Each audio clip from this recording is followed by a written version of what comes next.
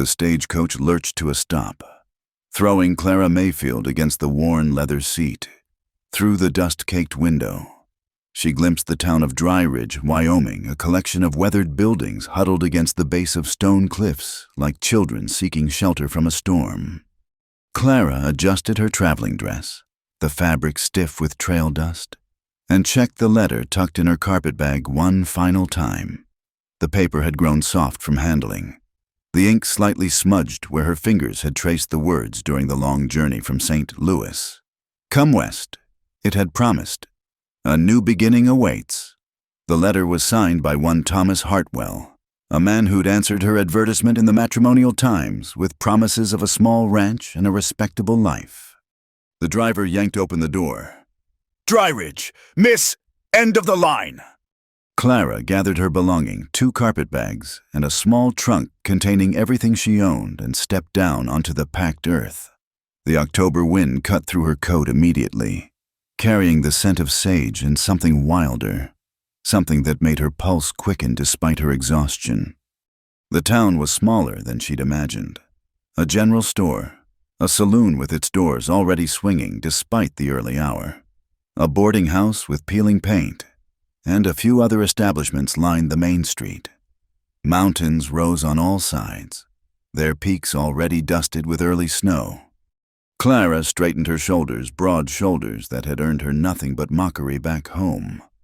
Built like a plow horse, her own mother had said, not unkindly, but with that particular resignation reserved for daughters who would never be delicate.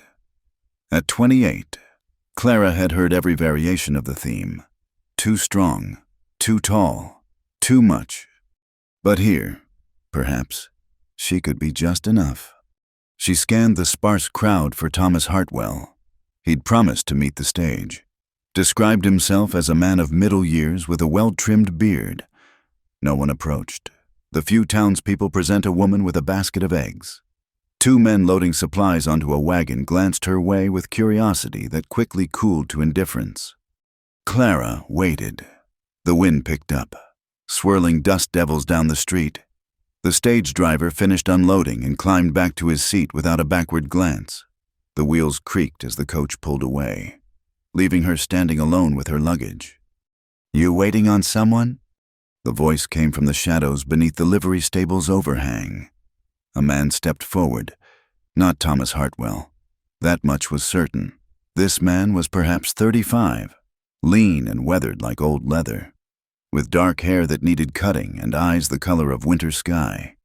He wore work clothes and a battered hat, and something in his stance suggested he was more comfortable with horses than people. I'm waiting for Mr. Thomas Hartwell, Clara said, lifting her chin. He was to meet me here.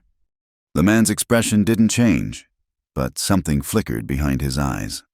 Tom Hartwell pulled up stakes 2 weeks back, headed to California with a widow from Cheyenne. The words hit Clara like a physical blow, but she'd learned long ago not to show hurt in public. I see. You come a long way. St. Louis. He nodded slowly, his gaze taking in her traveling dress, her sturdy boots, the set of her jaw. Name's Wade Leland. I run the Double L Ranch about 5 miles north. He paused. Storm's coming. You can smell it in the air. You got somewhere to stay. Clara glanced at the boarding house. She had enough money for perhaps 2 weeks' lodging if she was careful. After that, I'll manage. Wade studied her for a long moment. Mrs. Tilda at the boarding house is fair, but she's full up with railroad surveyors. There's a room above the Mercantile that Sam Morrison sometimes rents out. He gestured toward the general store. Tell him I sent you. He won't overcharge. Thank you, Mr. Leland. He touched the brim of his hat and turned to go, then stopped. Word of advice, Miss Mayfield. Clara Mayfield. Miss Mayfield. This country's hard on women. Harder still on women alone. That stage runs east every Tuesday and Friday. Clara felt her spine stiffen. Are you suggesting I leave? I'm suggesting you think careful about staying. Tom Hartwell wasn't the first to make promises he couldn't keep. And this land has a way of collecting payment for dreams that don't pan out. Thunder rumbled in the distance. Wade glanced at the darkening sky. Then, back at her. "Storm'll hit within the hour. You'd best get inside." He strode back toward the livery stable, his boots raising small puffs of dust. Clara watched him go, anger and humiliation warring in her chest. She'd traveled over 1,000 miles for a promise written on paper, left behind everything, not that there'd been much to leave, only to find herself abandoned before she'd even properly arrived. The first fat raindrops spattered the ground as she hefted her carpet bags. The trunk would have to wait. She made her way to Morrison's Mercantile, her mother's words echoing with each step, built like a plow horse. Well, perhaps it was time to see what a plow horse could do in wild country. The Mercantile smelled of pickle brine and leather, coffee and tobacco. Sam Morrison, a thin man with suspicious eyes, agreed to rent her the upstairs room after she mentioned Wade Leland's name. The space was small but clean, a bed with a corn husk mattress, a washstand, a small stove, and a window overlooking the main street. By the time Clara had hauled her trunk upstairs, the storm had arrived in earnest. Rain hammered the roof and lightning split the sky. She stood at the window, watching the street turn to mud, and allowed herself 5 minutes of despair. 5 minutes to mourn the life she'd imagined: a small ranch, a husband who might not mind her strong hands and broad shoulders, children who would know their mother was wanted. Then she unpacked her bags and got to work. She had a trade, after all. Her father had been a blacksmith, but her mother had been a seamstress, and Clara had inherited both their skills. She could mend anything: leather, cloth, even hope if given half a chance. The storm raged through the night. Clara lay awake listening to the wind howl, thinking of Wade Leland's warning. This country's hard on women, as if the city had been kind, as if anywhere had been kind to a woman like her. When dawn broke clear and cold, Clara dressed in her most practical clothes and ventured downstairs. Sam Morrison was arranging goods on his shelves. "Mr. Morrison," she said, "I'm looking for work. I can sew, mend, even do leather work. Is there need for such services in Dry Ridge?" He squinted at her. "Mrs. Patterson does the mending for most folks." "I see. And leather work. Wade Leland handles his own. Man's particular about his tack." Morrison paused, studying her with those sharp eyes. "Though there might be call for someone who could handle both cloth and leather. Railroad crews are hard on their gear." It was a start. Clara thanked him and stepped out into the morning. The storm had washed the air clean, and the mountains stood sharp against the sky. She had 2 weeks to prove she could survive here. 2 weeks to show that promises on paper weren't the only way to build a life. As she made her way down the muddy street, she caught sight of Wade Leland leading a horse from the livery stable. He glanced her way, and she thought she saw surprise flicker across his face. Surprise that she was still here, perhaps. Clara nodded politely and continued on her way. She had work to find, a place to carve out of this unforgiving landscape.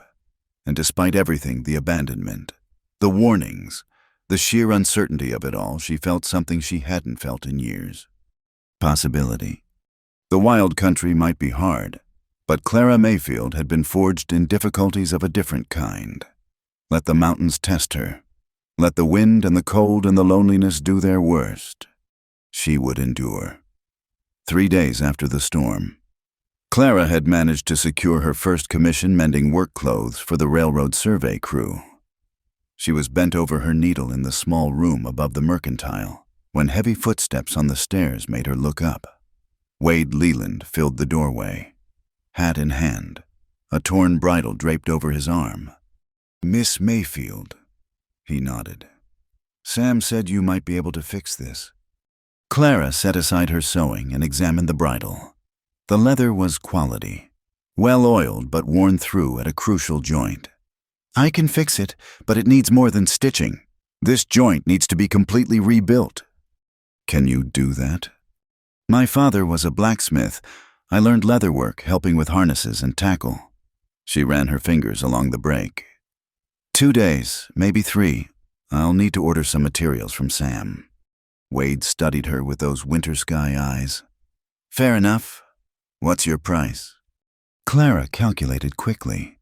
$2, including materials. Done. He laid the bridle on her work table.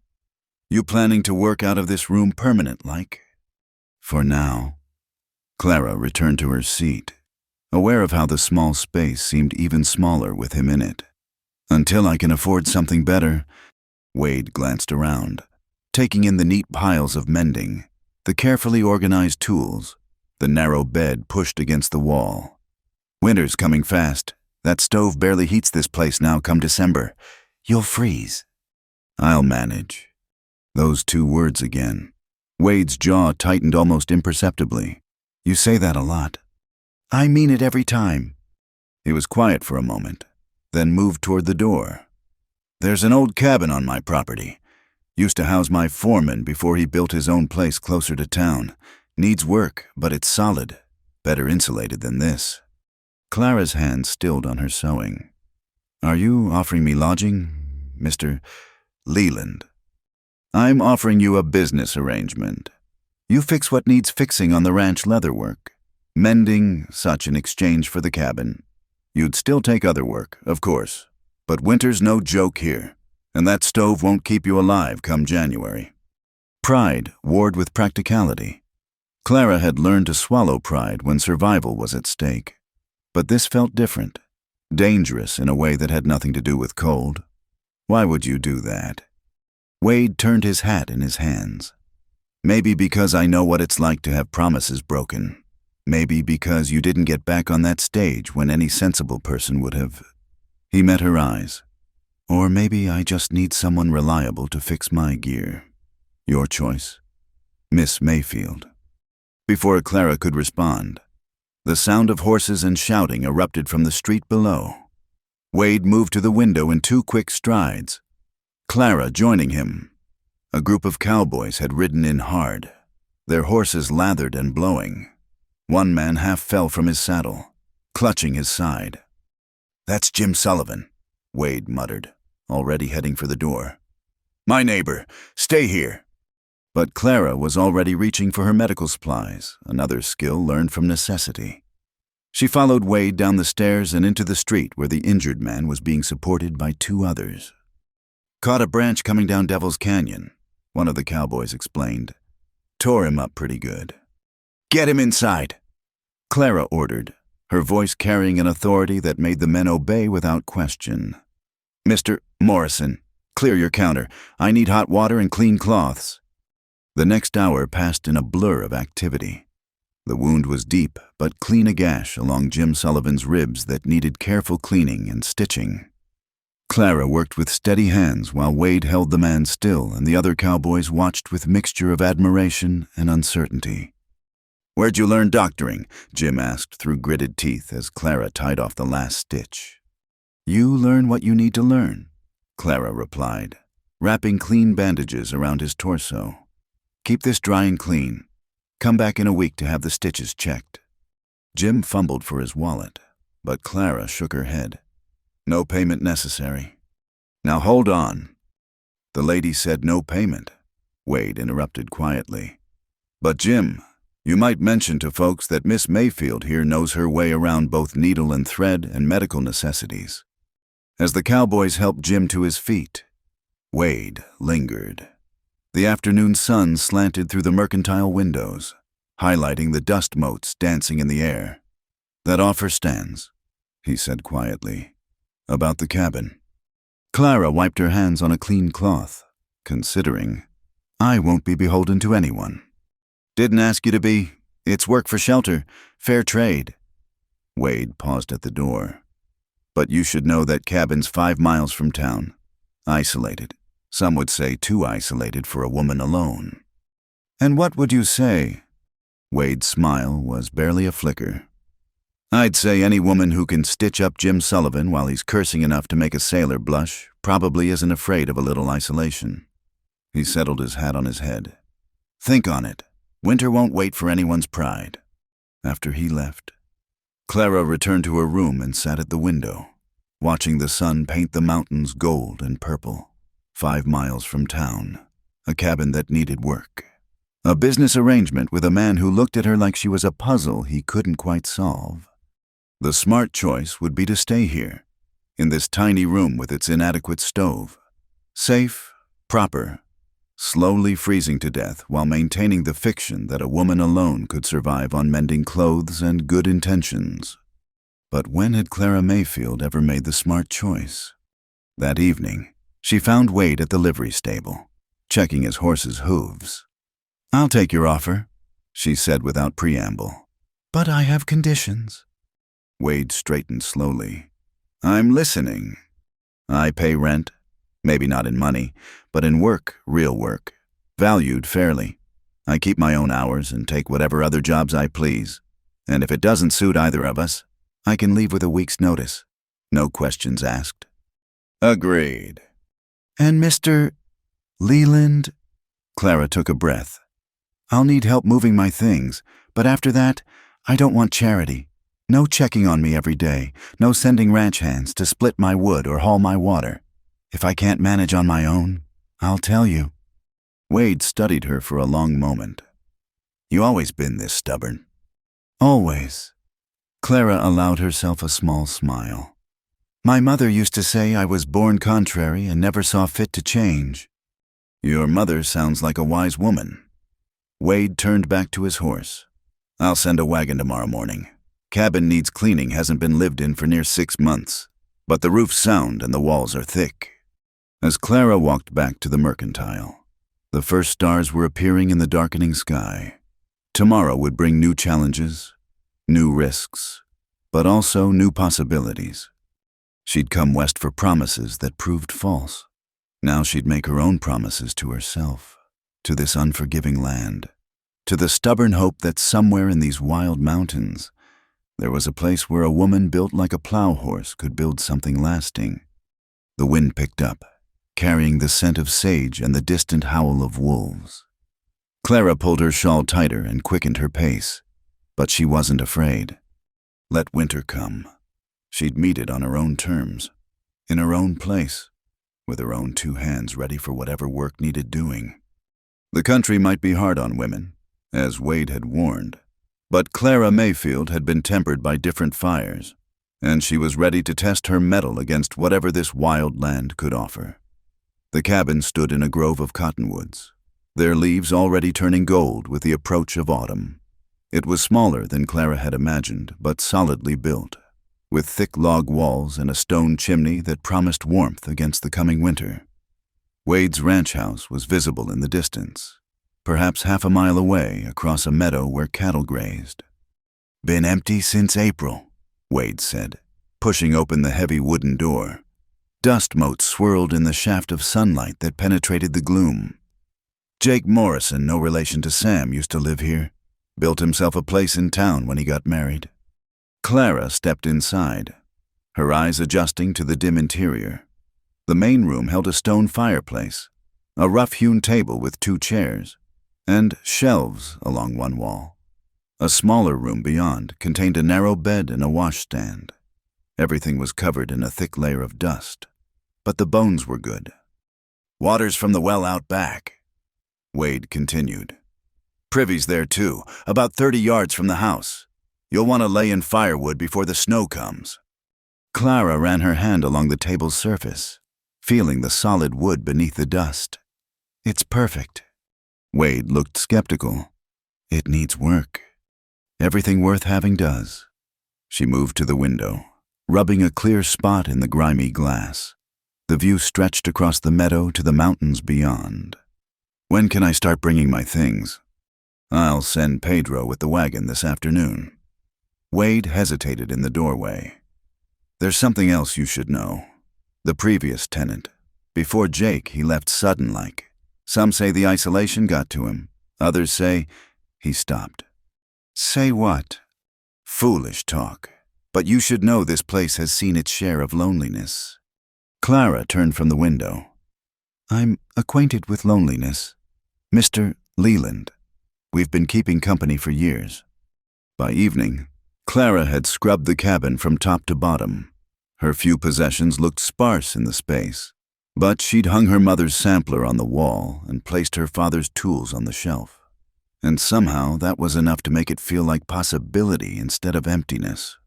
She was arranging her sewing supplies when a small knock came at the door. A girl of perhaps 8 stood on the porch, twisting her apron in her hands. "Please, miss," the child said. "My PA sent me. He heard you can fix things." Clara knelt to the girl's level. "What's your name?" Lucy Brennan. My PA works for Mr. Leland." The girl produced a bundle from behind her back, a coat, torn nearly in half. "Pa says it's the only warm coat I got, and Ma's gone to heaven so she can't fix it." Clara's heart clenched, but she kept her voice steady. "Well, Lucy Brennan, let's see what we can do." She examined the coat, good wool, but badly torn. "This is quite a job. It might take me a day or two. Pa says he can pay. Not much, but how about this?" Clara interrupted gently. "You help me gather kindling for my fire while I work, and we'll call it even. Do we have a deal?" Lucy's face brightened. "Yes, Miss." Over the next several days, Lucy became a regular visitor. Her father, Michael Brennan, was Wade's foreman, a widower struggling to raise his daughter while managing ranch work. Clara mended the coat, adding extra reinforcement and even some decorative stitching that made Lucy clasp her hands in delight. Word spread. Soon, Clara had a steady stream of visitors seeking her services. Ranch hands brought torn chaps and broken bridles. Wives from neighboring homesteads brought clothes that needed altering. Even Mrs. Patterson, the town's established seamstress, sent overflow work her way. "You're building quite a reputation," Wade observed one afternoon. He'd brought a saddle that needed new stitching, but Clara suspected he could have fixed it himself. "People have been kind," Clara said, working her all through the tough leather. "It's not kindness. You do good work." He watched her hands, sure and steady with the tools. "Jim Sullivan's been telling everyone you saved his life." "I cleaned and stitched a wound. Hardly heroic. Out here, knowing how to do what needs doing is heroic enough." Clara looked up from her work to find Wade studying her with an expression she couldn't quite read. "Is that why you offered me this place? Because I can do what needs doing?" "Maybe." He shifted his weight, looking uncharacteristically uncertain. "Or maybe I recognized something in you that first day. Someone who's been carved down to the core and decided to keep standing anyway." The words hung between them like a physical presence. Clara returned to her stitching, unsure how to respond to such unexpected perception. "There's a harvest dance next Saturday," Wade said abruptly. "In town, most everyone goes." "I heard." Clara had already mended 3 dresses for the occasion. "You planning to attend?" Clara kept her eyes on her work. "I wasn't sure it would be appropriate. I'm not exactly a member of the community yet." "You mended Jim Sullivan's hide and Lucy Brennan's coat. You're teaching the Garrett boys to splice rope. I'd say you're more a member of this community than some who've been here for years." Wade picked up his hat. "Think about it." After he left, Clara sat in the gathering dusk, her hands idle for once. Through her window, she could see lights beginning to glow in the ranch house across the meadow. She wondered if Wade ate his supper alone, if the big house felt as empty as her cabin sometimes did. But not tonight. Tonight. Lucy's laughter still echoed from her earlier visit, and Michael Brennan's grateful smile warmed Clara's memory. The widow Hanson had promised to teach her to make soap in exchange for help with her winter quilting. Even Mrs. Patterson had grudgingly admitted that Clara's buttonholes were passable. She was building something here, stitch by careful stitch. Not the life she'd imagined when she'd answered Thomas Hartwell's advertisement, but perhaps something better, something real, built on work and skill rather than promises. The harvest dance. Clara tried to picture herself there, among the ranchers and their wives. Her mother's voice whispered the old criticisms: too tall, too broad, too strong. But other voices were beginning to drown out those echoes. Lucy calling her Miss Clara with shining eyes. Jim Sullivan tipping his hat with respect. Wade Leland saying she'd been carved down to the core and kept standing. Clara rose and lit her lamp, then pulled out her one good dress, a deep blue wool she'd made herself. It would need pressing and perhaps new buttons. If she was going to stand among the people of Dry Ridge, she'd stand tall, with strong shoulders squared and capable hands ready for whatever dance life offered next. Outside, the first stars appeared in the vast Wyoming sky. Somewhere in the darkness, a wolf howled lonely but defiant, claiming its place in the wild landscape. Clara understood the feeling. She was claiming her place too, one mended life at a time. The morning after the harvest dance arrived gray and windswept. Clara woke to find her cabin door had blown open during the night, leaves scattered across her floor like memories she'd rather forget. The dance had been a disaster, not in the dramatic way she'd feared, but in the slow, crushing manner of being invisible in a room full of people. She'd stood at the edge of the festivities, watching couples whirl past in a blur of calico and denim. A few men had nodded politely. The women had appraised her dress, well made, but clearly marking her as an outsider. Wade had asked her for one dance, duty-bound as the one who'd encouraged her attendance. They'd moved stiffly through a reel, his hand barely touching her waist, both of them clearly uncomfortable with the forced intimacy. Now Clara swept the leaves from her floor with sharp, angry movements. She should have known better. Should have stayed where she belonged here in her cabin, useful but separate. A knock interrupted her self-recrimination. Wade stood on her porch, collar turned up against the wind, a toolbox in his hand. "Door's been sticking," he said without preamble. "Noticed it last week when I brought that harness by. Frame's warped." Clara stepped aside to let him in, wrapping her shawl tighter. "I can manage a sticky door." No doubt. Wade was already examining the frame. "But with winter coming, it'll only get worse. Soon you'll be fighting it every time you need firewood."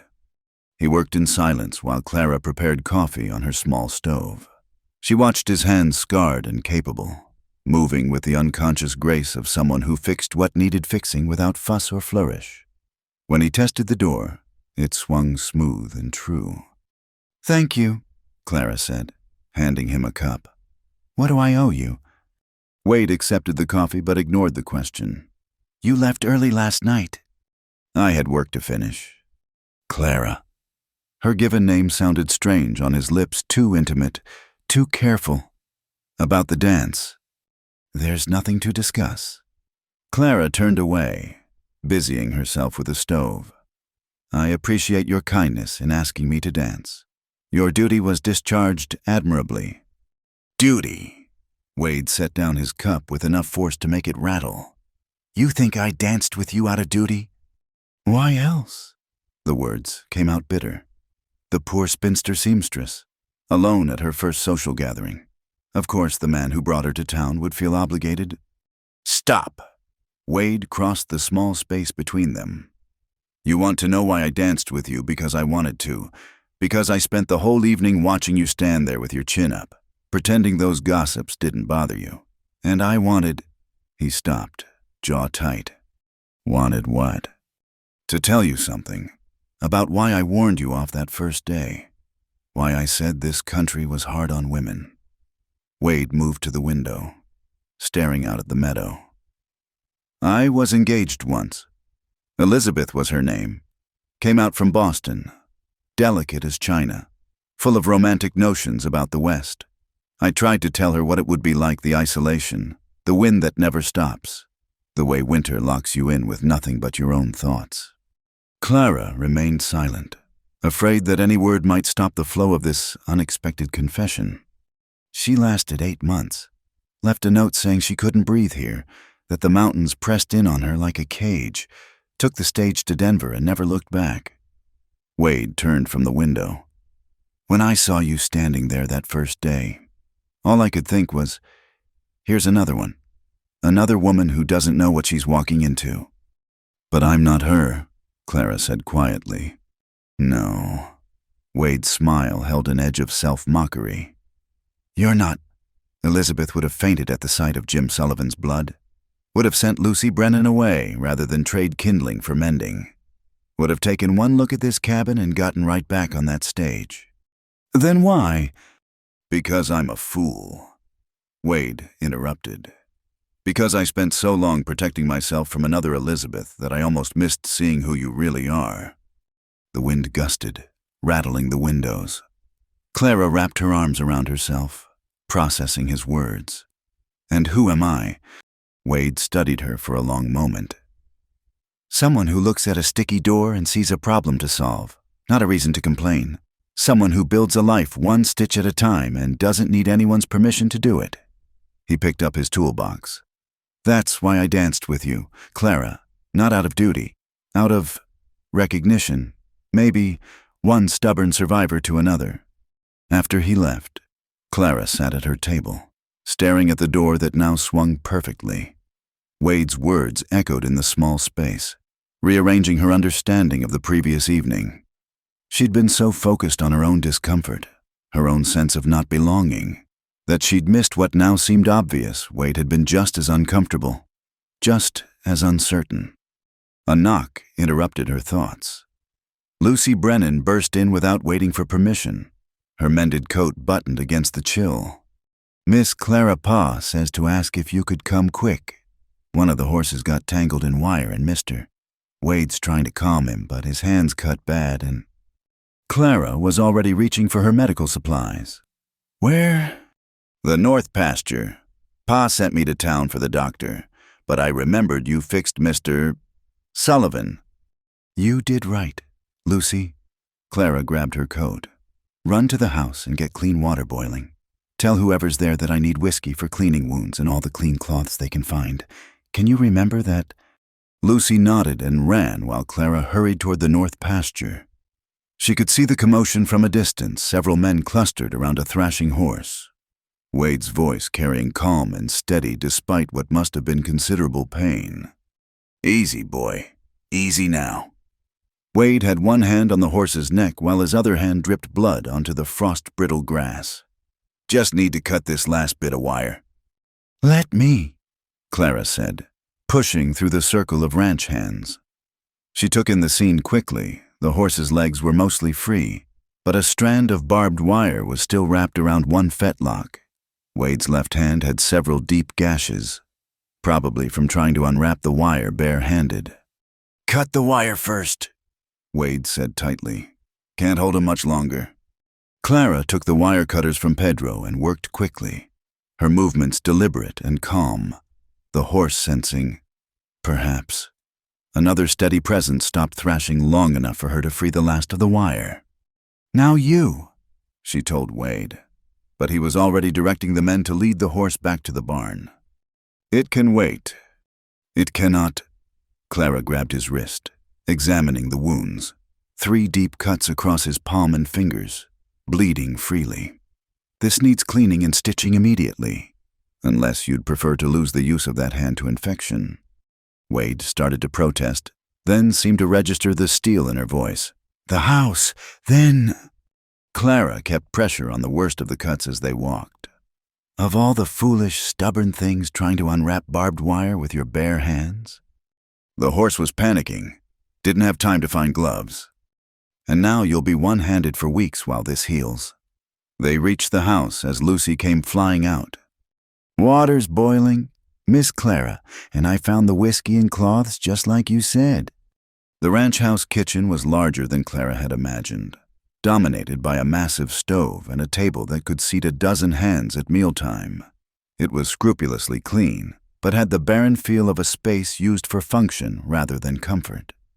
Clara worked quickly, cleaning each gash with whiskey while Wade sat stoically, jaw clenched against the pain. The worst cut required 8 stitches, the others 4 each. Through it all, Wade watched her work with those winter sky eyes, saying nothing.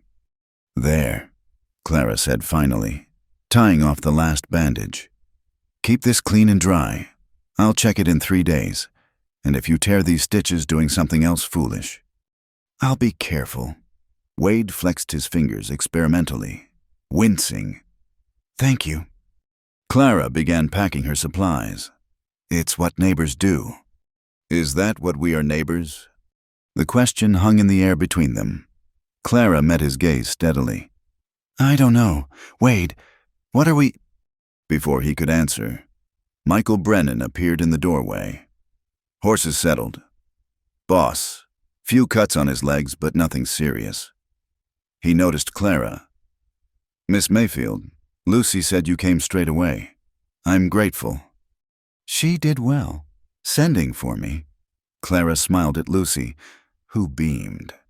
Quick thinking.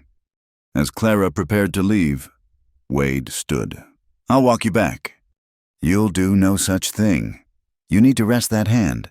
She turned at the door. But Wade, next time you're trying to save a panicked horse, maybe remember that some things can't be fixed if you break them, including yourself. Walking back to her cabin, Clara reflected on the morning's strange turns. She'd woken feeling like an outsider, confirmed in her belief that she didn't belong. But Lucy had run to her, not the town doctor. The ranch hands had stepped aside without question when she took charge. And Wade had looked at her like she was something more than a useful neighbor, something more than a woman carved down to the core. He'd looked at her like someone worth recognizing, worth knowing. The wind gusted again, but Clara barely felt it. Her cabin came into view. Smoke rising from the chimney Lucy must have kept fed. It looked like home, small and isolated. Yes, but hers. A place where she could be exactly who she was, without apology or explanation. Inside, she found a bundle on her table, a soft wool scarf, beautifully knitted. A note in careful script read, For the woman who fixes everything. About time someone fixed something for you. Mrs. Hanson. Clara held the scarf to her chest, warmth spreading through her that had nothing to do with wool. Maybe she hadn't danced much at the harvest social. Maybe she never would. But she was building something here, something stronger than romantic promises on paper. She was building a life measured in stitches and small kindnesses, in doors that swung true and neighbors who knew her worth. And perhaps, just perhaps, in the recognition she saw in a pair of winter sky eyes that looked at her and saw not what she wasn't, but everything she was. The winter market day arrived with a bite in the air that promised snow before nightfall. Clara had risen before dawn to load her wagon with goods wool scarves she'd knitted, leather goods she'd repaired and reinforced, and several quilted blankets made from fabric scraps. Mrs. Hanson had taught her the local patterns, and Clara had added her own touches that made each piece unique. She'd just finished arranging her small booth when Margaret Westbrook swept past, her silk dress rustling despite the practical necessity of wool in such weather. Margaret was the banker's wife, leader of what passed for society in Dry Ridge, and she paused at Clara's display with the kind of smile that never reached her eyes. How industrious, Margaret said, fingering one of Clara's scarves with obvious disdain. Though I suppose a woman in your circumstances must make do however she can. Clara kept her hand steady as she adjusted her display. We all make do, Mrs. Westbrook, just in different ways. Margaret's companion, a younger woman Clara didn't recognize, tittered nervously. Margaret was just telling me about you, the spinster who lives alone on the Leland Ranch. Must be quite lonely. Actually, a familiar voice interrupted. Miss Mayfield has more visitors in a week than most people have in a month. Wade appeared at Clara's booth, his bandaged hand tucked carefully in his coat pocket. Morning, ladies, Mrs. Westbrook. Didn't your husband mention he needed new ledgers? Miss Mayfield does excellent leather work, better than anything you'd find in Cheyenne. Margaret's smile grew even more brittle. How kind of you to recommend her services, Mr. Leland. Though I wonder what people must think, you taking such an interest in your tenants' business affairs. They probably think I'm a man who recognizes quality work when he sees it, Wade replied evenly. just like Jim Sullivan did when Miss Mayfield saved his hide, or Michael Brennan when she mended his daughter's only winter coat, or— "We really must be going," Margaret interrupted, spots of color high on her cheeks. "Good day, Mr. Leland, Miss Mayfield." After they'd gone, Clara found her hands were trembling slightly. She busied herself rearranging items that didn't need rearranging, acutely aware of Wade's presence. "You didn't need to do that," she said quietly. "Do what tell the truth." Wade picked up one of her scarves, examining the careful stitching. "This is beautiful work. Clara, don't let anyone tell you different." Before the Clara could respond, a commotion erupted near the general store. A young boy, perhaps 10 years old, was struggling with a man who appeared to be drunk despite the early hour.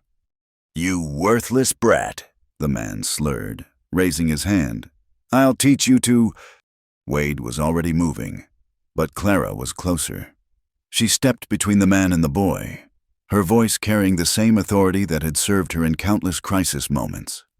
"That's enough," she said firmly. "Whatever the issue, this isn't how we solve it." The drunk man swayed, focusing on her with effort. "None of your business. Woman, boy's mine to discipline how I see fit." "Is he your son?" Clara kept her voice calm while subtly moving the boy behind her. "Nephew, worthless sister's worthless whelp." The man lurched forward. "Now get out of my way before—" Wade's hand fell on the man's shoulder. "Before what? Harlan, you gonna hit Miss Mayfield too in front of the whole town?" Harlan Burke Clara recognized him now as one of the less reputable ranchers from the valley's far end, seemed to realize he'd drawn a crowd. Sheriff Morrison Sam's brother was already heading their way. "Boy stole from me," Harlan muttered, but his belligerence was fading. "Did not," the boy spoke up from behind Clara. "I was trying to get back what you took from Ma before she died." "That's a matter for the sheriff," Wade said. "Not for fists in the street." Sheriff Morrison arrived, taking in the scene with practiced eyes. "Harlan, you're drunk again. Sleep it off in a cell. We'll sort this out when you're sober." He looked at the boy. "You Tommy Burke?" The boy nodded, chin raised despite the fear in his eyes. "Your ma was a good woman," the sheriff said gently. "Why don't you wait in my office while I deal with your uncle?" After Harlan had been led away, still muttering, Clara knelt beside Tommy. "Are you hurt?" He shook his head, though she could see the beginnings of a bruise on his cheek from some earlier altercation. "I'm fine, ma'am. Thank you for stepping in." "You were brave," Clara told him. "Standing up for your mother's memory? She'd be proud." Tommy's eyes filled with tears he was too proud to shed. "Uncle Harlan says I'm going to the orphanage in Laramie. Says he won't feed another mouth through winter." Clara's heart clenched. She looked up at Wade, who was frowning thoughtfully. "We'll see about that," Wade said. "Sheriff Morrison's a fair man. There might be other options." As the crowd dispersed, Clara returned to her booth to find several women waiting. Word had already spread about the confrontation, and suddenly her scarves and blankets were in high demand. Even Mrs. Patterson, the town seamstress who'd initially viewed Clara as competition, purchased a pair of reinforced work gloves. "That was well done," Mrs. Patterson said grudgingly. "Not many would step between Harlan Burke and his temper." By midday, Clara had sold most of her goods. She was packing up the remainder when Wade reappeared, Tommy Burke at his side. "Sheriff's trying to figure out what to do with the boy," Wade explained. "Harlan's his only kin, but nobody thinks that's a suitable arrangement." Tommy stood straight, trying to look older than his years. "I can work, ma'am. I'm good with horses, and I can read and cipher. Ma taught me." Clara studied the boy, thin but sturdy, with intelligent eyes and careful hands. "Can you gather eggs without breaking them? Haul water, stack firewood?" "Yes, ma'am, all of that and more." Clara looked at Wade. "I could use help around the cabin, especially with winter coming on." Wade's expression softened almost imperceptibly. It's a lot to take on, Clara. So was coming west alone. So was staying when my plans fell through. She turned to Tommy. I can offer you room and board in exchange for chores. You'd sleep in the loft. It's warm enough with a chimney running through it. We'd try it for a month. See if it suits us both. Hope bloomed in Tommy's eyes. You mean it? I don't say things I don't mean. Clara began loading her empty crates onto the wagon. But there are rules. Chores done proper and on time. No lying, no stealing, no disrespect. You keep up with your letters and numbers. I'll check your work. And if your uncle sobers up and changes his mind about raising you proper, we'll revisit the arrangement. He won't, Tommy said with quiet certainty. But I'll work hard, Miss Mayfield. I promise. Wade helped them load the wagon, his movements careful with his injured hand. I'll talk to Sheriff Morrison. Make it official. Temporary guardianship, with provisions for making it permanent if Harlan doesn't contest it. As they prepared to leave, Margaret Westbrook passed by again, her eyes widening at the sight of Tommy helping Clara with the horses. Clara met her gaze steadily, chin raised in a gesture Tommy unconsciously mimicked. Quite industrious indeed, Wade murmured, humor threading through his voice. Though I suppose a woman in your circumstances must make do however she can. Clara surprised herself by laughing. We all make do, Mr. Leland, just in different ways. The ride back to the cabin was quiet. Tommy wedged between them on the wagon seat. The boy's few possessions retrieved from his uncle's ranch by the sheriff made a pitifully small bundle at his feet. Thank you, Tommy said suddenly. Both of you. I know I'm just another mouth to feed, but you're not just anything. Clara interrupted firmly. You're Tommy Burke, and you're going to earn your keep like anyone else. No more, no less. When they reached the cabin, Tommy's eyes widened. It's nice, he said softly. Nicer than Uncle Harlan's place. It's home, Clara said simply. You're home too, for now. Wade helped them unload, then lingered on the porch. You sure about this, Clara? She thought of Margaret Westbrook's cutting words, of the gossip that would surely follow. A spinster living alone was one thing. Taking in a boy with no blood connection was another. But then she looked at Tommy, already exploring the barn with careful curiosity, and knew her answer. I've been sure of very little since I stepped off that stage. Clara admitted, but this feels right. Wade nodded slowly. The winter festival's in 3 weeks. There's always a pie auction to raise money for the church. Tommy could use some warmer clothes before the real cold hits. Are you suggesting I bake a pie, Mr. Leland? I'm suggesting you do whatever feels right. He touched his hat brim. Same as always. After he left, Clara showed Tommy the loft, clean and sparse, but warm as promised. Together they made a list of what he'd need for winter, what chores would be his responsibility, how their days would be structured. Why did you do it? Tommy asked as they prepared a simple supper. Take me in. I mean, you don't know me.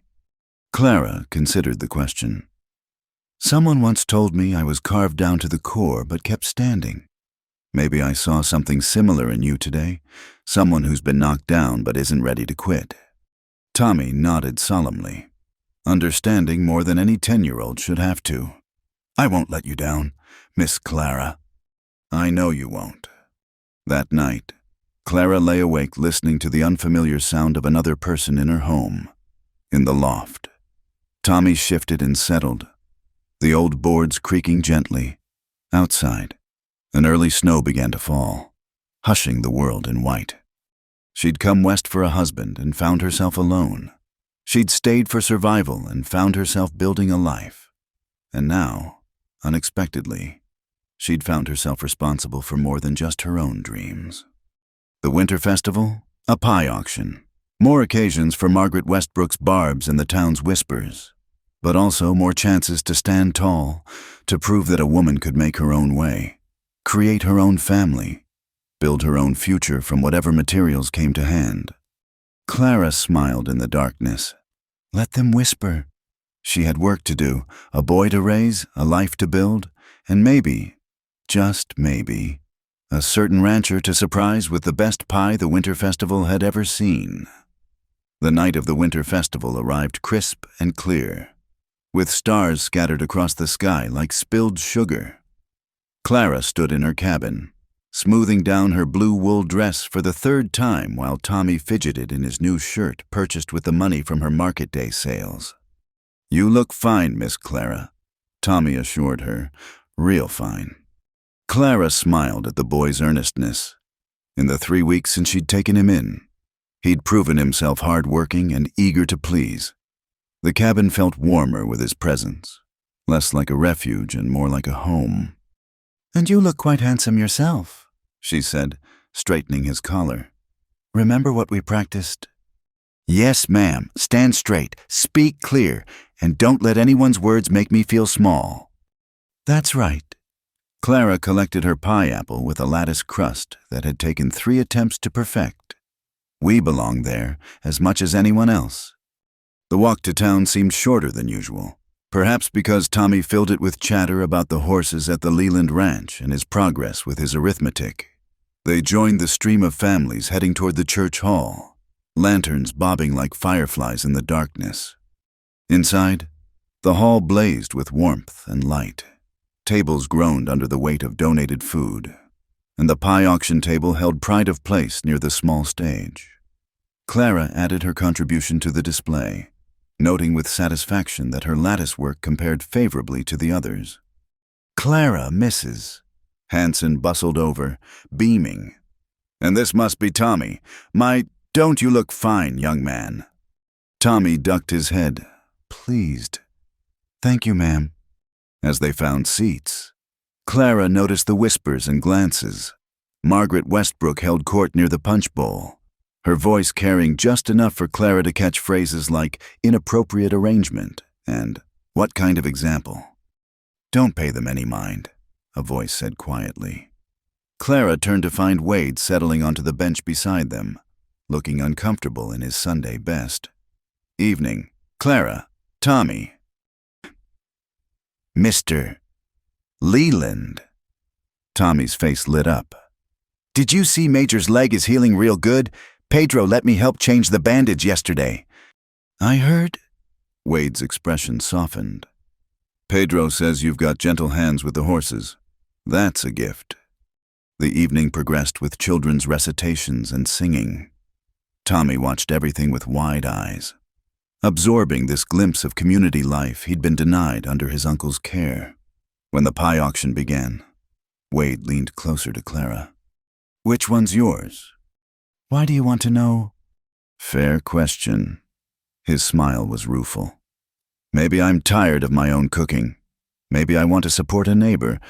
Or maybe—" He trailed off as the auctioneer called for the first pie.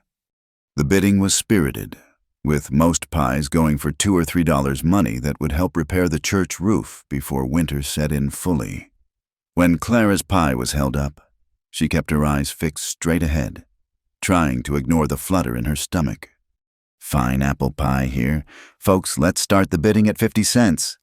50 cents, called out Jake Morrison, the former occupant of Clara's cabin.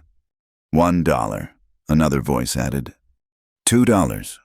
Wade's bid rang clear and firm. A murmur ran through the crowd.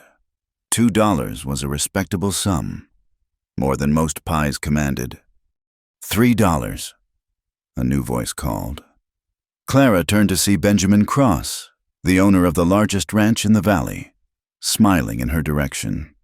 He was a widower, wealthy, and had been looking for a new wife, facts that every matchmaking matron in town knew well. $5, Wade said evenly. The murmur became a buzz. $5 was serious money, more than many men made in a week. That's quite a bid, the auctioneer stammered. "Mr. Cross, do you—" $6, Cross countered, his smile growing wider. Clara felt her cheeks burn. This had stopped being about pie and charity some time ago. Beside her, Tommy watched with round eyes. $10, Wade said, standing now. And that's my final bid. Silence fell over the hall. $10 for a pie was unheard of, almost scandalous.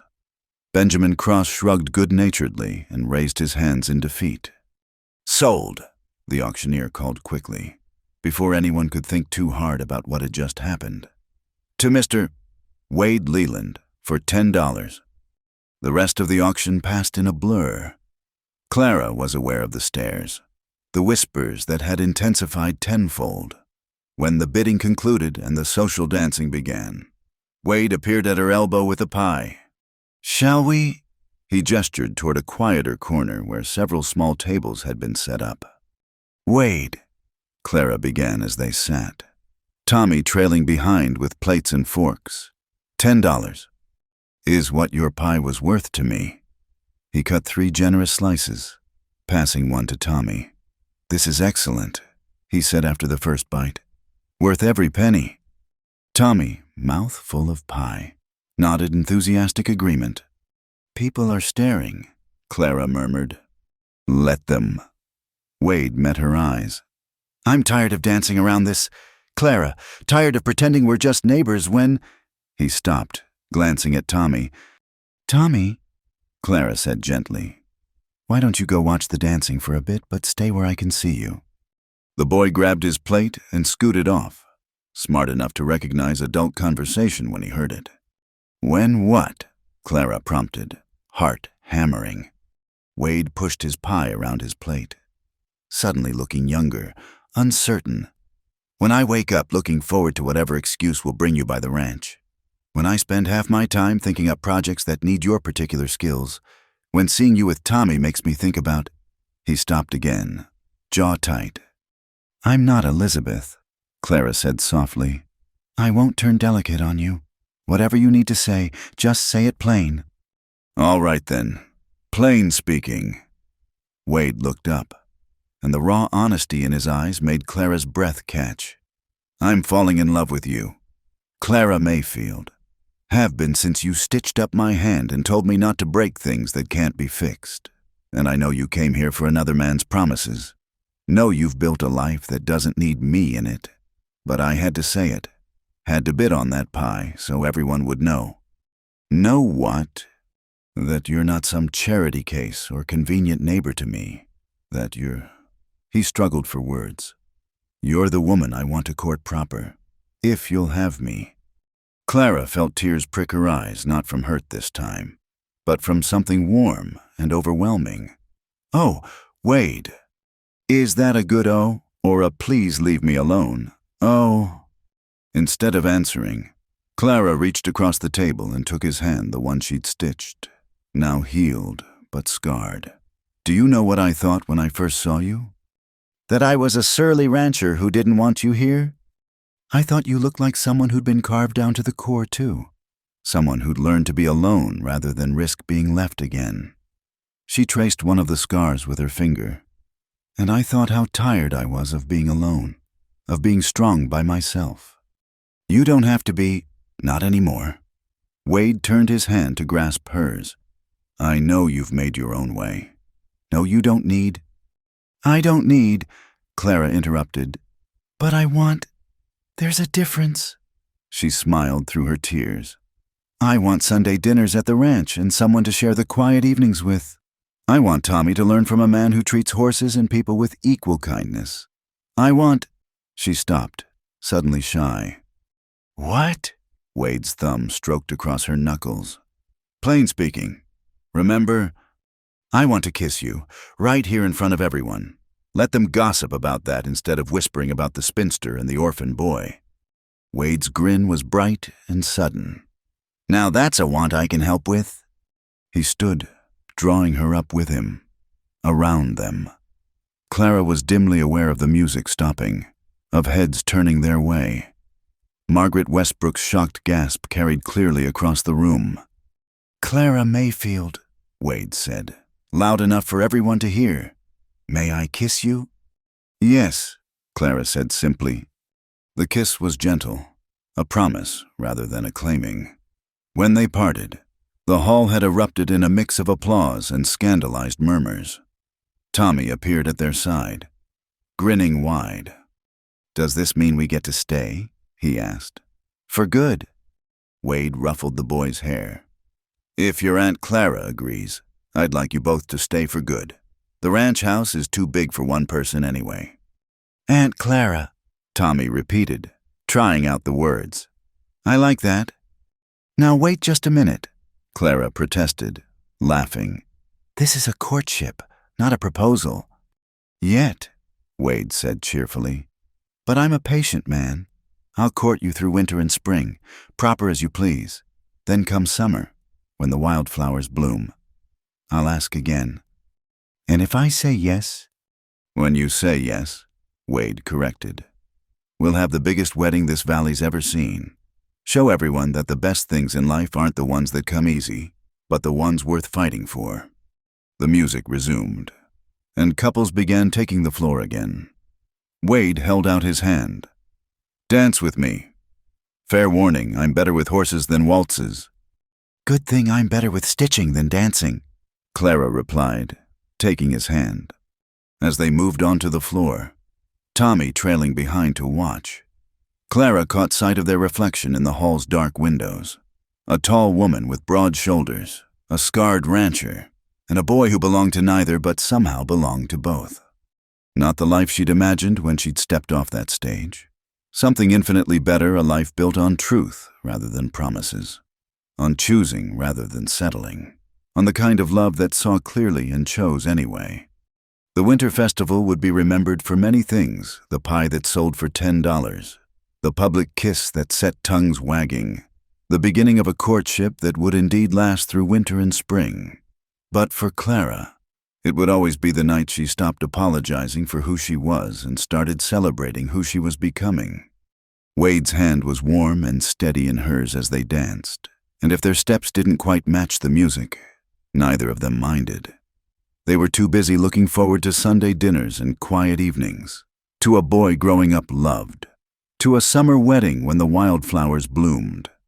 And if Margaret Westbrook spent the rest of the evening in shocked whispers, well, that was just extra seasoning on an already perfect pie. The weeks following the winter festival passed in a rhythm of courtship that delighted some townspeople and scandalized others. Wade arrived every Sunday after church to share dinner at Clara's cabin, and twice a week he found reasons to stop by a harness that needed mending, news about the ranch, or simply to see how Tommy's studies were progressing. It was during one of these visits in early February that everything changed. Clara was teaching Tommy to darn socks when hoofbeats thundered into the yard.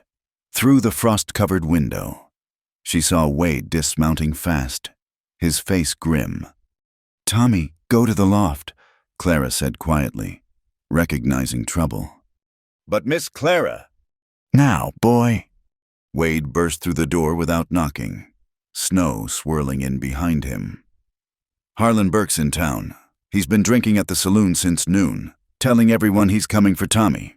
Says he's got legal rights and no spinster is going to keep his property." Clara's blood chilled. He called Tommy his property. Among other things I won't repeat. Wade's jaw was tight with controlled anger. "Sheriff Morrison's trying to calm him down, but—" The door slammed open again. Harlan Burke stood swaying in the doorway, reeking of whiskey, his eyes mean and unfocused. "Where's my boy?" Clara stepped forward, placing herself between Harlan and the loft ladder. "He's not your boy. The court gave me temporary guardianship." "Temporary," Harlan slurred, advancing into the room. "Well, I'm temporarily taking him back. Boy's got work to do." "You mean you've run out of drinking money?" Wade said coldly. "Tommy's not going anywhere with you." Harlan's face twisted. "You got no say in this, Leland. Bad enough you're sniffing around this woman like a dog in heat. Won't have you turning my kin against me, too." "I'm not your kin," Tommy's voice cracked from the loft. "You're nothing to me." "Get down here, boy," Harlan roared. "Now." "No." Tommy appeared at the top of the ladder, small fists clenched. "I won't go. Miss Clara takes care of me. You never did nothing but—" Harlan lunged toward the ladder. Clara moved to intercept him, but his hand caught her shoulder, shoving hard. She stumbled, hitting the table edge, and pain exploded across her ribs. What happened next was a blur. Wade's fist connected with Harlan's jaw. Tommy scrambled down the ladder, and Clara, fighting through the pain, grabbed her father's old hammer from the tool shelf. "Enough," she gasped, brandishing the hammer. "Get out of my home, Harlan Burke, or I'll defend it and everyone in it." Harlan, blood trickling from his mouth, looked from Wade's clenched fists to Clara's raised hammer to Tommy's terrified but determined face. "This ain't over," he spat. "I'll go to the territorial judge. Blood's thicker than paper, and no judge will give a boy to an unmarried woman with loose morals." After he stumbled out, Clara sank into a chair, arm wrapped around her ribs. Tommy flew to her side, tears streaming. "I'm sorry, Miss Clara. This is my fault. If I wasn't here—" "Don't." Clara pulled him close with her good arm. "Don't you dare apologize for existing. Tommy Burke, you're exactly where you belong." Wade knelt beside them, his hands gentle as he checked Clara's ribs. "Bruised, not broken. I think, but we need to plan. Harlan's right about one thing: territorial judges don't favor unmarried women in custody disputes." "Then I'll fight it," Clara said fiercely. "I'll hire a lawyer, gather character witnesses." "Or," Wade said carefully, "you could marry me." Clara went very still. "Wade Leland, if you're proposing out of pity or some misguided sense of protection—" "I'm proposing because I love you," Wade interrupted. "Because I was planning to wait until summer like a fool, when what I want is to wake up every morning knowing you and Tommy are safe under my roof. Because Harlan Burke just showed me that waiting for perfect moments is a luxury we can't afford." "Mr. Wade wants to marry you." Tommy's eyes were huge. "For real?" "For real," Wade confirmed, still watching Clara's face. "If she'll have me, we could go to Judge Patterson tomorrow. Make it legal before Harlan can file any papers." Clara's mind raced. This wasn't the courtship she'd imagined. Wasn't the choice made in joy, but in necessity. "And yet, you'd be getting a ready-made family," she warned. "A woman who speaks her mind and a boy who needs raising." "I'd be getting the woman who stepped between a drunk man and a child," Wade countered. "Who builds a life from nothing and makes everyone around her better for knowing her." As for Tommy, he looked at the boy. "I'd be proud to call him son, if he'd let me."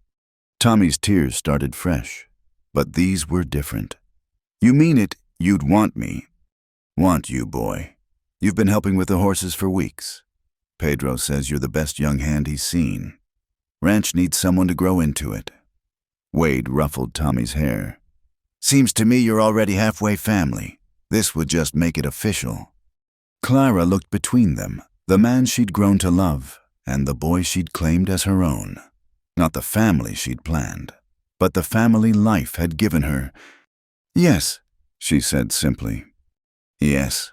Wade's face broke into a grin that made him look years younger. "You mean it?" "I mean it. But Wade—" She caught his hand. "I won't be a different person as your wife. I'll still work leather and tend wounds and speak my mind when folks expect me to be quiet. Good thing I'm not looking for a different person." He raised her hand to his lips. "I'm looking for my Clara, the one who told me she'd learned to bite back." They were married 2 days later in Judge Patterson's study, with Mrs. Hanson and Sheriff Morrison as witnesses and Tommy holding the rings. Clara wore her blue wool dress and the scarf Mrs. Hanson had knitted for her. Wade wore his Sunday best and a smile that wouldn't quit. Word spread through Dry Ridge like wildfire. By the time they returned to the ranch, Clara's belongings already moved to the main house. Half the town had opinions about the rushed wedding. "Let them talk," Wade said that evening as they stood on the porch of the ranch house, watching Tommy explore his new home with wonder. "They'll find something else to gossip about soon enough." And Harlan got a visit from Judge Patterson this morning. Seems the good judge explained that fighting a respected rancher and his new wife, who happens to have the support of half the valley, wouldn't go well for him, especially since Tommy's made his preference clear. Clara leaned into Wade's warmth. It doesn't feel real yet. Which part, the marriage? The boy calling us Ma and Pa? Or the fact that Margaret Westbrook nearly fainted when she heard the news? All of it. Clara laughed, then winced as her bruised ribs protested. Wade's arm tightened around her carefully. We'll take it slow. Build our life day by day. Same as you've been doing all along. Only difference is now you're not building alone. That night, as Clara settled into the big house that still felt strange, she heard Tommy's voice from his new room down the hall.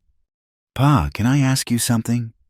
Clara smiled at how quickly the boy had adopted the title. Wade's low rumble responded, and she heard footsteps as he went to Tommy's room.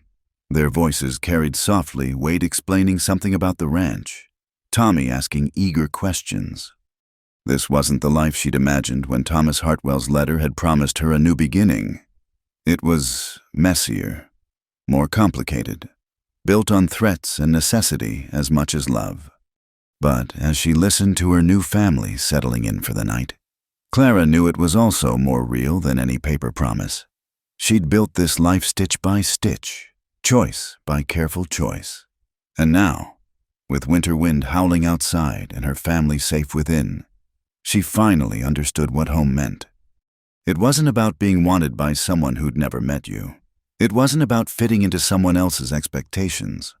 It was about finding people who saw you clearly broad shoulders, stubborn streak, and all, and chose you anyway. Tomorrow would bring new challenges. Harlan might cause more trouble. The ranch would need tending. The town would whisper and judge. But tonight, Clara Leland closed her eyes and smiled, hearing her husband's footsteps returning and her son's contented sigh. She'd traveled west for one man's promises and found something infinitely better, a love that didn't ask her to be less than she was, a son who needed exactly the mother she could be, and a life built on truth rather than fairy tales. The carved-down woman and the scarred rancher, building something lasting in the wild heart of Wyoming. It wasn't a story anyone would have written, which made it absolutely perfect. March arrived with the worst blizzard in a decade. For 3 days, snow fell relentless and heavy, transforming the familiar landscape into an alien white wilderness. The wind howled like a living thing, seeking every crack in the ranch house walls. Wade had gone to check the cattle in the north pasture when the storm hit. That was 6 hours ago. Clara stood at the kitchen window, straining to see through the swirling white. Behind her, Tommy tried to focus on his arithmetic, but his pencil scratched the same sum over and over. He knows these storms, Clara said, as much to herself as to Tommy. He's weathered worse.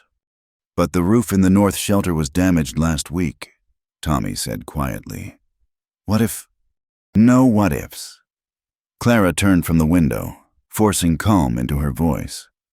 Your pa's the most capable man I know, but we should prepare for when he gets back he'll be half frozen and exhausted. They busied themselves heating water, gathering blankets, preparing hot soup. But as the hours passed and the storm raged fiercer, Clara's carefully maintained composure began to crack. When the back door suddenly burst open, Clara's heart leaped, then sank. It was Pedro, covered in snow and ice, his face grave. Senora, the boss's horse, came back alone. Senor Miguel and I. We try to go search, but the storm we cannot see past our hands. Clara was already reaching for her heaviest coat. Which direction was he heading? No, Senora. Wait, Pedro caught her arm.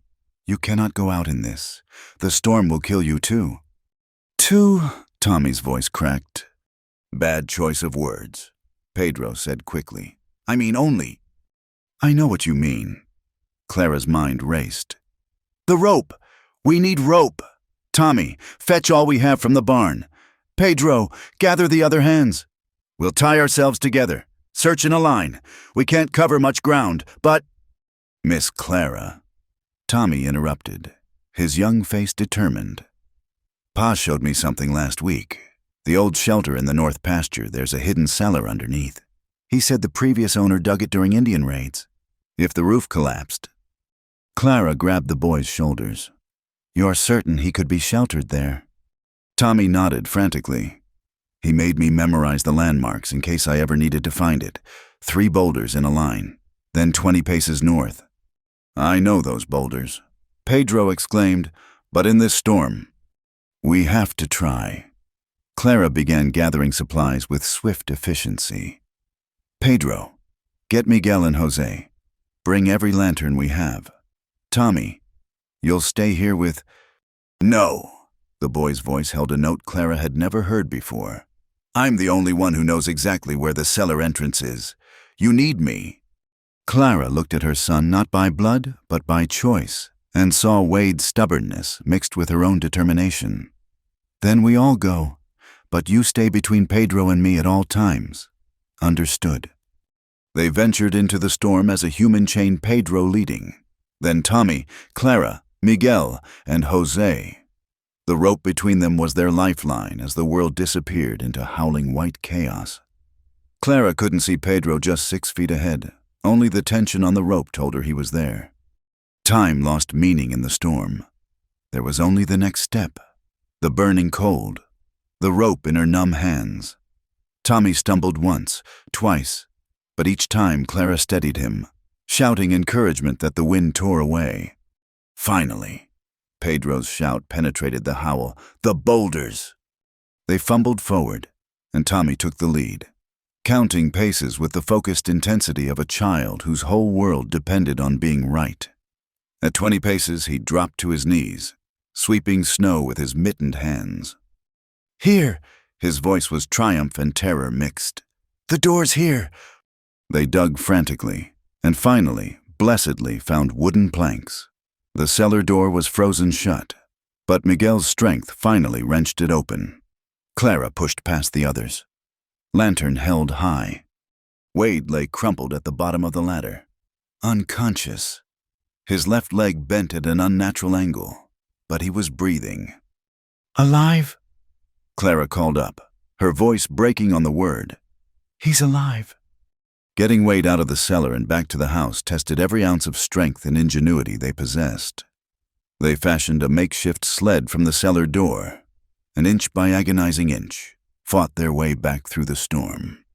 By the time they reached the house, Clara's hands were too numb to work. Mrs.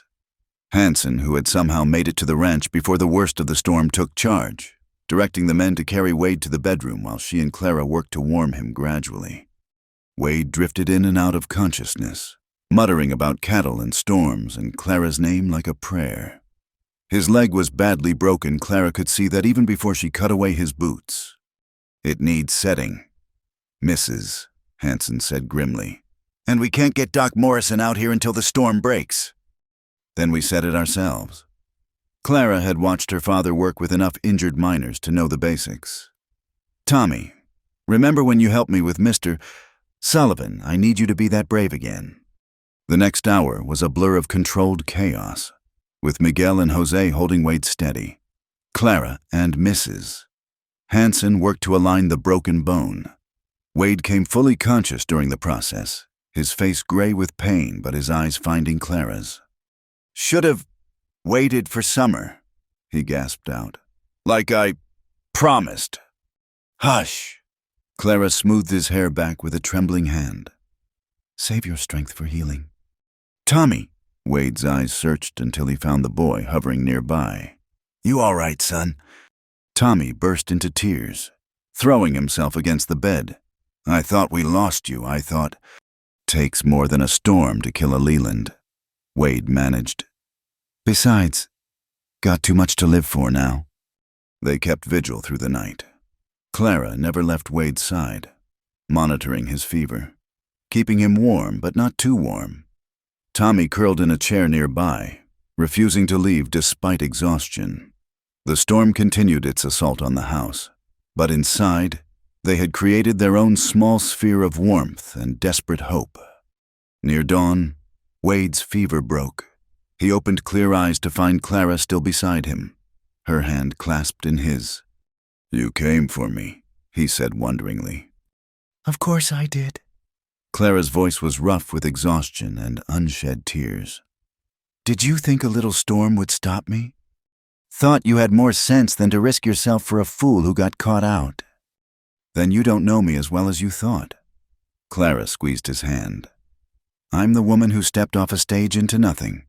Remember who stayed when she should have run. Sense has never been my strong suit. Wade's smile was weak but real. Thank God for that. The storm broke that afternoon, leaving behind a world transformed by white. Doc Morrison finally made it through, pronounced Wade's leg well set but warned of a long recovery. The ranch hands had saved most of the cattle, though they'd lost some calves to the cold. But as Clara stood on the porch that evening, watching the sunset paint the snow-covered mountains pink and gold, she felt nothing but gratitude. Tommy sat on the steps, teaching one of the ranch dogs to shake hands. Inside, Wade slept peacefully, his fever gone and color returning to his face. They'd been tested, all of them, not by gossip or social conventions, but by the raw, impersonal fury of nature itself. And they'd survived, together. "Ma," Tommy's voice interrupted her thoughts. He'd taken to calling her that since the wedding, each time making her heart squeeze with joy. "Do you think Pa will be able to ride again by spring?" "Knowing your father, he'll be trying to get on a horse before the week's out. Our job will be making him rest long enough to heal proper." Tommy grinned. "He's stubborn." "Runs in the family," Clara said dryly. "After all, someone insisted on going out in a blizzard to help find him." "That was different. That was family." "Family?" Clara pulled Tommy against her side. This boy who'd become her son through choice and chance and fierce love. In a few months, they'd gone from 3 separate souls to something united. Something that could weather any storm. "Yes," she agreed softly. "That was family," Wade called from inside. Voice still weak, but demanding to know where everyone had gone. Clara and Tommy shared a smile before heading in to face whatever came next together. The blizzard had tested them, scarred them, but not broken them. If anything, it had forged them stronger.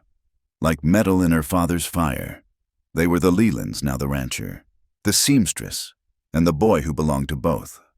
And spring was coming. The town hall was packed to capacity on that warm April evening.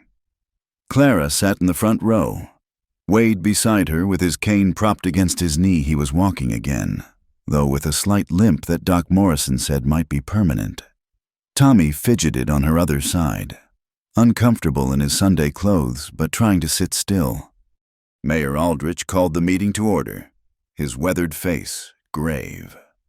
"Folks, we're here to discuss a serious matter. There's been a petition submitted to the town council regarding the Leland family." Clara felt Wade tense beside her, but she kept her eyes forward, chin raised. She'd known this was coming. The whispers had been building for weeks about the hasty marriage, about Tommy's presence in their home, about Clara's continued work with leather and healing despite now being a rancher's wife. Margaret Westbrook stood, her voice carrying that particular tone of false concern. "We're simply worried about the example being set for our young people. A woman who continues to work like a man, despite having a husband to provide for her. An orphan boy taken in under questionable circumstances. And now we hear Mrs. Leland has been teaching some of the Mexican workers' children to read. Where does it end?" "Where it should." A strong voice called from the back. "Mrs."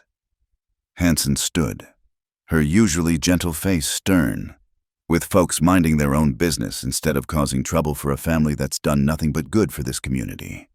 "I have to agree," Jim Sullivan added, rising carefully as side still troubled him in damp weather. "That woman saved my life, and Wade Leland's one of the finest men in this valley. If they want to raise that boy and teach whoever wants to learn, that's their right." "But the mixing of classes," Margaret began. "You mean like when your husband foreclosed on 3 families last winter?" another voice called. "Where was your Christian concern then?" The meeting began to fracture into arguments. Mayor Aldrich banged his gavel repeatedly, trying to restore order. Through it all, Clara sat silent, feeling the weight of eyes on her, some hostile, some sympathetic, all curious. Finally, Wade stood, leaning heavily on his cane. The room gradually quieted. "You all know me," he began, his voice carrying despite its quiet tone. "Known me since I came to this valley 12 years ago. You know I'm not one for speeches or dramatics, but you're talking about my family, so I'll say my piece." He looked around the room, meeting eyes steadily. "Yes, Clara works. She's the best leather worker in 3 counties and getting better. When your harnesses break or your saddles need mending, you come to her because she does quality work at fair prices. That threatens you somehow." "It's not proper," Margaret interjected. "What's not proper?" Wade continued. "Is gossiping about good people. What's not proper is trying to run a family out of town because they don't fit your narrow view of how folks should live." His voice hardened. "And what's not proper is attacking a woman who's shown more courage and kindness in 6 months than most people manage in a lifetime." Fine words. Benjamin Cross spoke up, the wealthy rancher who'd bid against Wade at the pie auction. "But the fact remains that there are concerns about the influence on the community's children." "You mean Tommy?" a young voice piped up. Lucy Brennan stood on a chair so she could be seen, her father trying unsuccessfully to pull her down. "Tommy, who helps me with my sums and shares his lunch when I forget mine, who's teaching me to rope because he says girls can do anything boys can. That's who you're worried about." "Lucy, sit down," her father whispered urgently. "No, Pa, it ain't right." Lucy's small face was fierce. "Mrs. Leland fixed my coat when we couldn't pay. She teaches us things, not just letters, but how to be strong. And Mr. Wade and Tommy are good and kind, and if you can't see that, then you're blind." A murmur ran through the crowd. Other voices began to speak up, ranch hands whose gear Clara had mended, women she'd helped with difficult births, children who'd learned their letters at her kitchen table while waiting for repairs. But Margaret Westbrook wasn't finished. "Regardless of these testimonials, there's still the matter of propriety. Perhaps if Mrs. Leland would agree to cease her business activities and focus on her proper role." "No." Clara stood, the single word cutting through the noise. She'd remained silent through the entire meeting, but now she moved to stand beside her husband. "No," she repeated, her voice clear and strong. "I won't cease my work to make you comfortable. Mrs. Westbrook, I won't hide my skills or pretend weakness I don't feel. I won't teach Tommy or any child that they should make themselves smaller to fit others' expectations." She looked around the room, at faces both friendly and hostile. "When I came to this town, I had nothing but 2 carpetbags and a broken promise. This community, many of you in this room, gave me a chance. You brought me your mending and your trust. You helped me build a life." Her voice strengthened. "Now I have a husband who values me, not despite my strength, but because of it. A son who's learning that real men respect rather than diminish strong women. A home where anyone willing to learn is welcome at our table." Clara took a breath, feeling Wade's steady presence beside her. "If that threatens you, then the problem isn't with my family. It's with your vision of what this town should be." "Well said." Sheriff Morrison stood. "And I'll add this, I've been keeping the peace here for 10 years. The Leland Ranch is one of the few places I never have to visit for troubles. Can't say the same for some others who talk a lot about propriety." Mayor Aldrich cleared his throat. "Perhaps we should put this to a vote.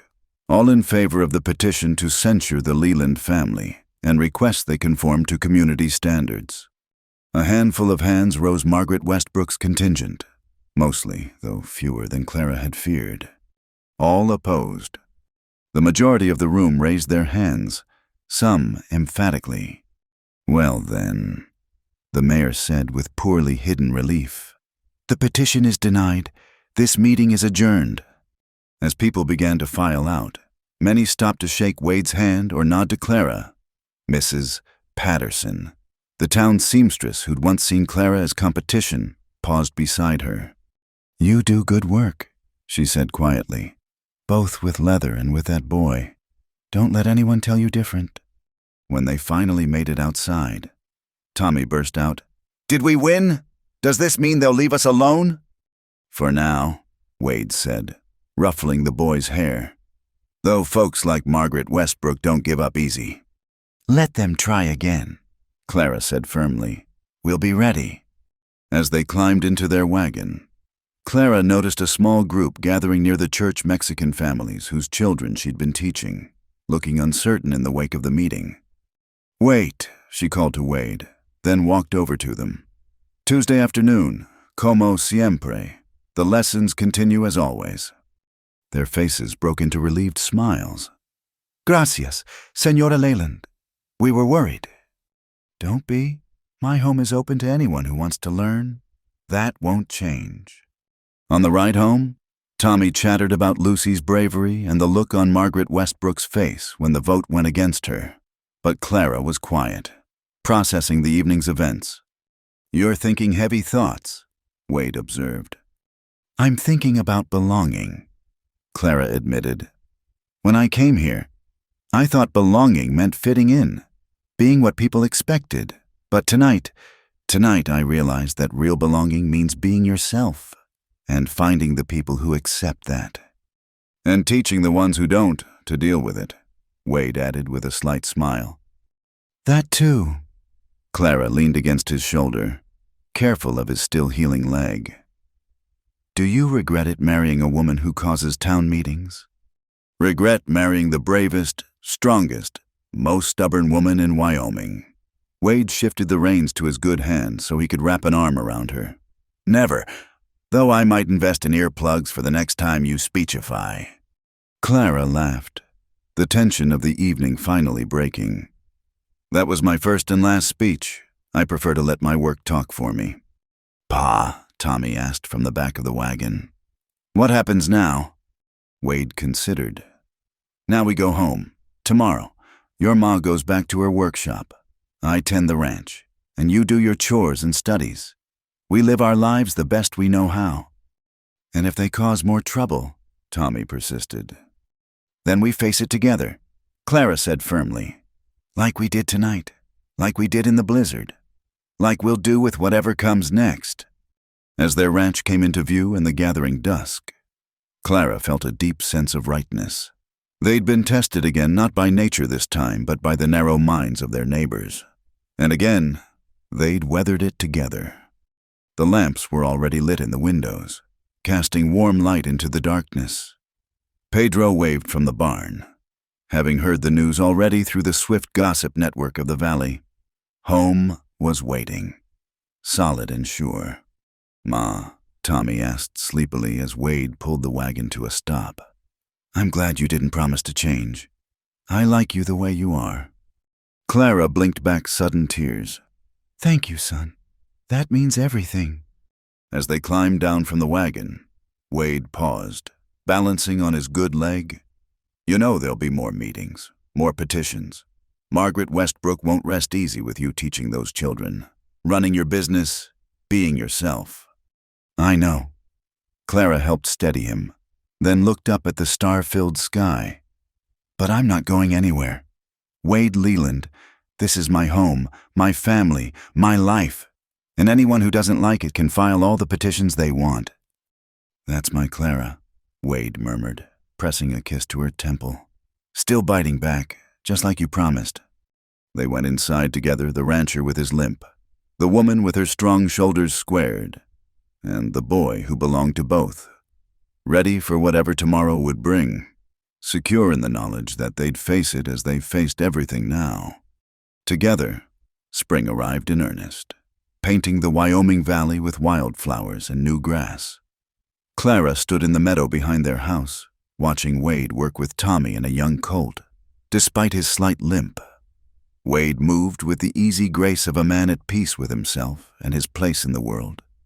"Easy now," Wade coached as Tommy approached the skittish colt. "Remember what I taught you, slow movements, steady voice." Clara smiled, her hands busy with the leather bridle she was crafting. In the months since the town meeting, their life had settled into a rhythm that felt both comfortable and complete.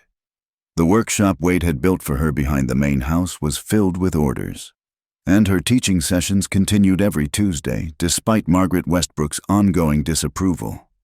"Ma, look," Tommy called as the colt finally accepted his touch, nuzzling into the boy's hand. "Well done," Clara called back, her heart swelling as it always did when Tommy's face lit up with accomplishment. A rider appeared on the horizon, and Clara shaded her eyes to see better. Sheriff Morrison, riding fast. Her stomach tightened. Quick visits from the sheriff rarely brought good news. "Wade," she called, and something in her voice made both him and Tommy look up sharply. The sheriff reined in hard, dust swirling. "Wade, Clara, we got a problem. There's a government man in town. Says he's from the Territory Board of Child Welfare. Margaret Westbrook sent for him." Clara's blood chilled. "What?" "Claims there are irregularities in Tommy's adoption. Says since the marriage happened after you took guardianship, it needs to be reviewed." Sheriff Morrison's face was grim. "He wants to see you all tomorrow morning. Official-like." Tommy had gone pale. "They can't take me away, can they? Can they?" Wade's hand fell on the boy's shoulder. "Nobody's taking you anywhere, son." But Clara heard the edge of uncertainty in his voice. They'd fought gossip and petitions, but this was different. This was the law. That night, Clara barely slept. She lay awake going over every document, every paper trail of Tommy's guardianship. Wade finally lit the lamp at 3 a.m. "Stop torturing yourself," he said gently. "We've done everything legal and proper." "Have we?" Clara sat up, running her hands through her hair. "We married quickly, partly to strengthen the custody claim. What if they see that as what, two people in love making a family?" Wade pulled her close. "Clara, look at me. That man can ask all the questions he wants, but anyone with eyes can see that boy belongs here." The next morning dawned clear and bright, mocking Clara's dark mood. They dressed carefully, Clara in her best dress, Wade in his seldom-worn suit. Tommy scrubbed clean and trying not to fidget. The government man was waiting in the mayor's office, a thin, precise fellow named Mr. Cartwright, with sharp eyes that seemed to catalog everything. Margaret Westbrook sat in the corner, a satisfied smile playing at her lips. Mr. and Mrs. Leland. Cartwright began without preamble. "I'm here to investigate claims that your guardianship of Thomas Burke was obtained through irregular means and may not be in the child's best interests." "What irregular means?" Wade's voice was controlled, but Clara could feel the tension in him. "A hasty marriage following the initial guardianship grant. The boy's uncle claims he was coerced." "Harlan Burke is a drunk who hit me," Tommy burst out. "He never wanted me except for work." "Tommy," Clara warned gently, though her heart ached at his distress. Cartwright made a note. "I'll need to interview the boy privately." "No." Clara stood. "Tommy's been through enough. If you have questions, ask them here." Mrs. Leland, I have authority." "And I have responsibility." Clara interrupted. "For that child's well-being. Ask your questions with us present, or don't ask them at all." Cartwright's eyes narrowed. "Very well. Thomas, are you happy in the Leland home?" "Yes, sir." Tommy's voice was small but firm. "Happier than I've ever been. Do they treat you well? Feed you properly? See to your education?" "Ma teaches me reading and arithmetic and history. Pa's teaching me ranching and how to work with horses. I got my own room and 3 meals a day and—" Tommy's voice broke slightly. "And they want me. Nobody ever wanted me before." "I see." Cartwright made more notes. "Mrs. Leland, I understand you continue to work despite your husband's ability to provide—" Clara felt her spine stiffen. "I do. Is that relevant to Tommy's welfare?" "Some would argue it shows a lack of focus on domestic duties." "My wife," Wade interjected coldly, "manages our home, raises our son, and runs a successful business." I'd argue that shows Tommy the value of hard work and capability. The questioning continued for another hour. Cartwright probed into their finances, their daily routines, their plans for Tommy's future. Through it all, Margaret Westbrook sat silent, that small smile never leaving her face. Finally, Cartwright set down his pen. I'll need to see the home environment today. Of course, Clara said, though her heart sank. The house was clean, but lived in. Her workshop full of half-finished projects, evidence everywhere of their unconventional life. The ride to the ranch was silent, except for Tommy's occasional sniffle. Clara reached back to squeeze his hand, trying to project confidence she didn't feel. At the ranch, Cartwright examined everything: Tommy's room with its bookshelf and small treasures, Clara's workshop with its tools and leather goods, the main room where Tommy's arithmetic slate lay next to Wade's ranch ledgers. You teach other children here? Cartwright asked, noting the extra slates stacked by the door. I do, Clara said, chin raised. Children whose parents work the ranches, children who wouldn't otherwise learn to read. I see. He moved to the window, looking out at the meadow where the young colt Tommy had been training grazed peacefully. Tell me, Mrs. Leland, why should I recommend this arrangement continue? Clara took a breath, feeling Wade's supportive presence beside her. Because love isn't measured in conformity. Mr. Cartwright, it's measured in sacrifice and choice and showing up every day. We chose Tommy, and he chose us. We're teaching him to be strong and kind and capable, to value hard work and education and treating people fairly. She moved to stand beside Tommy, her hand on his shoulder. You could find him a more conventional home, one where the mother doesn't work and the father doesn't limp and nobody raises eyebrows at their choices. But you won't find him a home where he's more loved. Cartwright studied them for a long moment, Wade standing protective and solid, Clara defiant and determined, Tommy small but brave between them. I've seen enough, he said finally.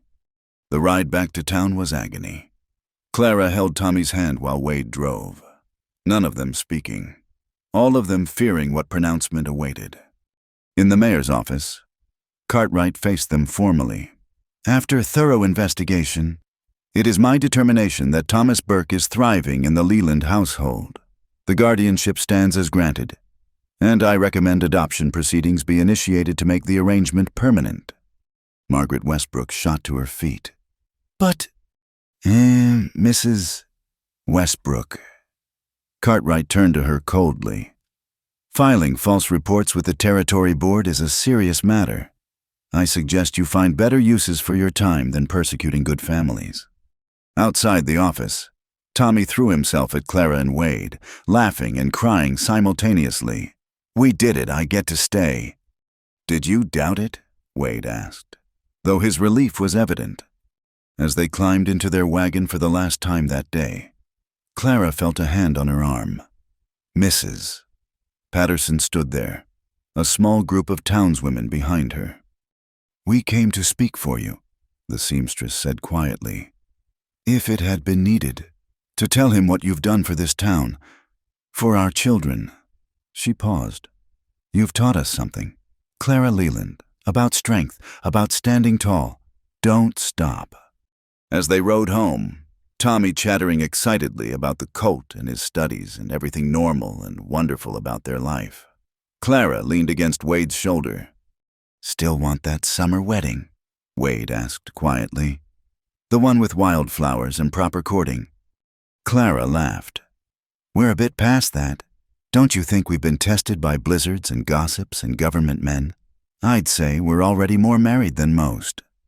Still, Wade said thoughtfully, might be nice.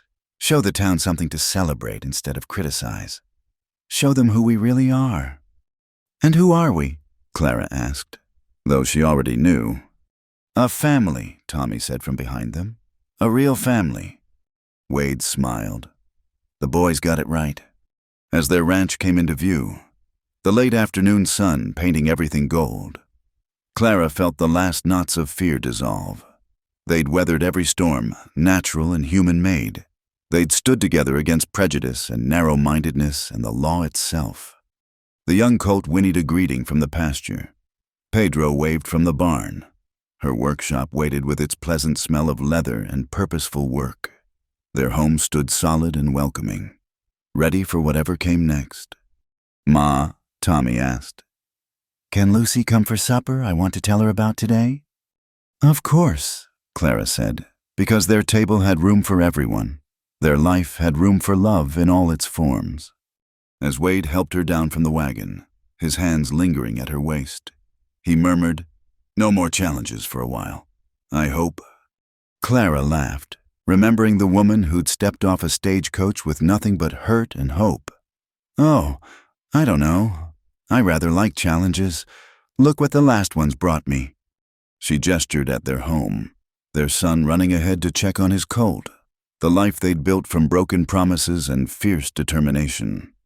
"The best things come from the hardest fights," Wade agreed, pulling her close for a kiss that Tommy pretended not to see. As the sun set over the Wyoming mountains, painting the sky in shades of pink and gold, the Leland family went home. Not the family Clara had imagined when she'd answered that long-ago advertisement, but the family she'd chosen and fought for and won. Sometimes the best endings weren't the ones you planned, but the ones you built with your own strong hands and stubborn heart. And this beginning was perfect in its hard-won simplicity. A woman who'd learned to bite back, a man who'd learned to trust again, a boy who'd found where he belonged, and a love strong enough to weather any storm the Wyoming sky could send. The end. Thank you so much for listening to this Wild West love story. I hope Clara, Wade, and Tommy's journey touched your heart as much as it touched mine while sharing it. Where are you listening from today? Please leave a comment below. I'd love to hear your thoughts about the story and connect with fellow Western romance enthusiasts from around the world. If you enjoyed this tale, please subscribe to Wild West Stories 1850. Give this video a thumbs up, and don't forget to hit that hype button so more people can discover and enjoy these frontier stories. Your support means everything and helps keep these tales of the Old West alive.